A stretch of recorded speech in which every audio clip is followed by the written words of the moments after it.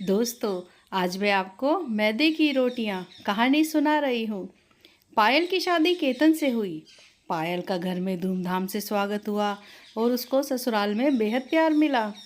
पर पायल एक बात से बेहद परेशान थी। उसको किसी ने ये बता दिया था कि जो जेठानी होती है ना, वो बहुत खड़ूस, गुस्सैल और एक देवरानी से जलती हैं।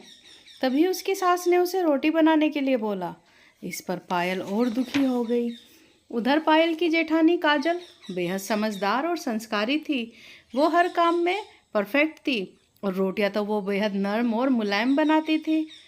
इधर पायल रोटी बनाने के लिए किचन में गई तो सोचने लगी, हे भगवान, अब क्या करूं?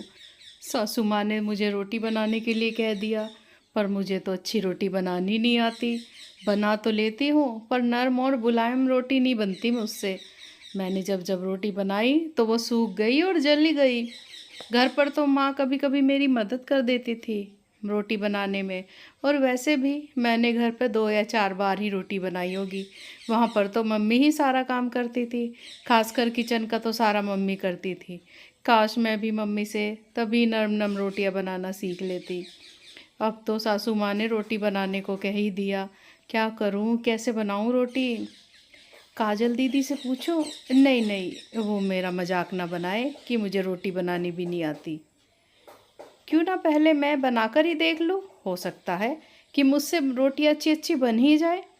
फिर पायल ने आटा गूंथ कर रोटियां बनाई, पर उसकी बनाई सारी रोटी सख्त और सूखी हुई थी। पायल, हे भगवान, क्या करूं? अब मैं ये रोटियां कैसे खिलाऊं? ये तो जली हुई और सख्त बनी हुई है। अगर ये रोटियां मैंने सासू माँ, ससुर जी, जेठ जी, जेठानी और केतन को खिलाई तो पता नहीं क्या सोचेंगे मेरे बारे में कि मुझे तो अभी तक रोटी बनानी भी नहीं आती। पायल, क्या करूँ हे भगवान? अब हाँ, ऐसा करती हूँ, क्यों ना फ़ोन में देख लूँ नम रोटी बनाने की विधि। शायद फ़ोन से देखकर मेरी रोटियां नरम बनने लग जाए। फिर पायल ने फ़ोन में देखा तो उसे पता चला कि आटे में अगर थोड़ा मैदा मिला लो तो रोटियां नरम और मुलायम बनती हैं। पायल, हाँ हाँ, ये अच्छा है। अब मैं भी इसी तरह रोटी बना के देखती हूँ। मैदा मिला लूँ आटे में थोड़ा। अब पायल को एक आइडिया मिल गया और उसने आटे में मैदा मिलाया। उसने 2 मुट्ठी मैदा मिलाया, पर फिर उसने सोचा, अरे ये तो मैदा कम लग रहा है, क्यों ना आधा आटा और आधा मैदा कर लूँ, फिर रोटियां और ज़्यादा नरम बनेंगी। फिर पायल चुपचाप आटे में मैदा मिलाकर रोटियां बनाने लगी। अब सारी रोटियां बहुत नरम और मुलायम बनी थी।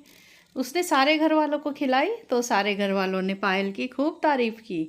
उसकी सासू माँ कहती है, अरे वाह पायल बहू, बेहद नरम और मुलायम रोटियां बनाई हैं तुमने। खुश रहो बहू, जीती रहो।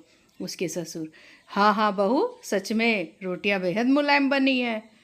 केतन भी कहता है, हाँ हाँ पायल, रोटी नरम मुलायम तो है, पर ये इतनी सफ़ेद क्यों हो रही है? ऐसा लग रहा है हम मैदे की रोटी खा रहे हो। ये सुनकर पायल डर भी गई और वो घबरा गई। पायल, अरे नहीं नहीं, ये वो तो तभी उसके जेठ बोलते हैं, अरे पायल, केतन को तो मजाक करने की आदत है।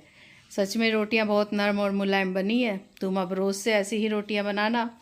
केतन, हाँ हाँ हाँ, वो तो मैं मजाक कर रहा था, पर सच में बेहद टेस्टी रोटियां बनाई हैं तुमने। अब सबसे अपनी बनाई हुई रोटी की तारीफ सुन के पायल बेहद खुश हो गई। वो फूली नहीं समा रही थी।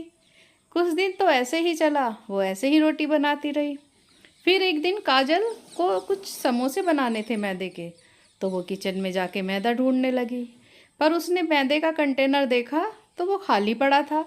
काजल सोचती है, अरे ये मैदा कहाँ गया?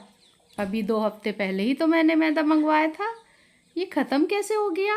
तब से ना घर में कोई चीज़ बनी, ना मैंने कुछ मैदे का बनाया। खैर कोई नहीं, ख़त्म हो गया होगा, मुझे ध्यान नहीं रहा होगा। अब दूसरा मंगा लेती हूँ। और आटा भी चेक कर लूँ, अगर आटा भी ख़त्म हो गया तो एक ही साथ मंगा लेंगे दोनों चीज़। फिर काजल ने आटे का कनस्तर देखा और बोली, अरे ये आटे का रंग कुछ ज़्यादा ही सफ़ेद लग रहा है। ऐसा लग रहा है जैसे इसमें मैदा मिलाया गया हो। हाँ, कहीं पायल ने आटे में मैदा मिला के तो रोटी नहीं बनाई। उस दिन केतन भी कह रहे थे कि रोटी इतनी सफ़ेद क्यों बन रही है। अब तो मुझे पूरा पूरा यकीन है, ज़रूर पायल आटे में मैदा मिला के रोटी बना रही है। अब तो मैं पायल से पूछूंगी ज़रूर। अरे हमारे सबके स्वास्थ्य के लिए मैदे की रोटी अच्छी नहीं है। तभी पायल वहाँ आ गई और काजल ने उससे पूछा, पायल देखो सच सच बताओ, क्या तुम आटे में कुछ मिलाती हो? पायल, वो हाँ दीदी, नहीं हाँ थोड़ा मैदा मिलाया था बस, ताकि रोटी नरम और मुलायम बन जाए। काजल, अरे पर क्यों, आटे में मैदा क्यों मिलाया? अरे तुम्हें पता है ना कि ज़्यादा मैदा खाना और रोज़ रोज़ खाना स्वास्थ्य के लिए कितना हानिकारक है। पायल, दीदी मुझे माफ़ कर दो, मैं सच में नहीं जानती थी कि ये हेल्थ के लिए कितना हार्मफुल है। वो दीदी, मैंने तो ये फ़ोन में देखा था कि आटे में मैदा मिलाकर बनाने से रोटियां नरम और मुलायम बनती है, क्योंकि मेरे से तो जली हुई और कड़क रोटी ही बनती है, मुलायम रोटी बनती ही नहीं मेरे से। काजल, अरे अरे ऐसा नहीं है, गेहूं के आटे से भी नरम और मुलायम रोटियां बनती हैं, बस आटे को नरम और मुलायम ही गूंदना पड़ेगा उसके लिए। हाँ वैसे अगर तुमसे नरम रोटी नहीं बन रही थी तो एक बार मुझसे तो पूछ लेती, मैं तुमको बता देती कैसे बनती है। पायल, वो दीदी मुझे किसी ने बताया था कि जेठानी बहुत खड़ूस और गुस्सैल स्वभाव की होती है और देख के चिढ़ती भी है। ये सुनकर मैं आपसे थोड़ा डरने लगी थी और आपसे कोई भी बात नहीं कहती थी, कहीं आप नाराज ना हो, मुझे डांट ना दो। काजल हंसती है अरे पायल, ये सब तो मन गढ़ंत बातें होती हैं, असल में ऐसा नहीं होता। ये कहने में ही आता है कि देवरानी जिठानी सिर्फ लड़ाई झगड़ा करती हैं और एक दूसरे को देखकर चिढ़ती हैं। वैसे मैं तुमको अपनी छोटी बहन के जैसे मानती हूँ, एक बार पूछ कर तो देख लेती।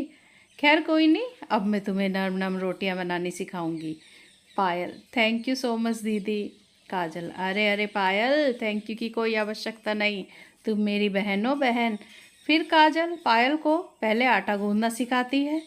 काजल कहती है, देखो थोड़ा थोड़ा पानी आटे में डालो और आटे को पानी में मिलाती रहो, बस इसी तरीके से रोटियां नरम और मुलायम बनती है। फिर काजल ने पायल को सही तरह से आटा गूंदा और नरम नरम रोटी बनानी सिखा दी। थोड़े दिन बाद पायल भी नरम और मुलायम रोटियां बनाना सीख गई और अब तो रोज़ नरम और टेस्टी रोटियां बनाकर अपने पूरे घर वालों को खिलाती थी। और घर में किसी को ये पता ही नहीं लग पाया कि शुरू शुरू में पायल ने मैदे की रोटियां बना के खिला दी थी, और सब में प्यार मोहब्बत ऐसे ही बना रहा। उधर दोनों काजल और पायल का रिश्ता और मजबूत बन गया, दोनों ने अपने परिवार को खुश रखा। वैसे जहाँ पर देवरानी जेठानी एक साथ मिलकर रहती हो, वहाँ पर तो परिवार वैसे ही खुशहाल बना रहता है। दोस्तों, अगर आपको ये कहानी पसंद आई हो तो like share comments and subscribe ज़रूर करें। Thanks for watching.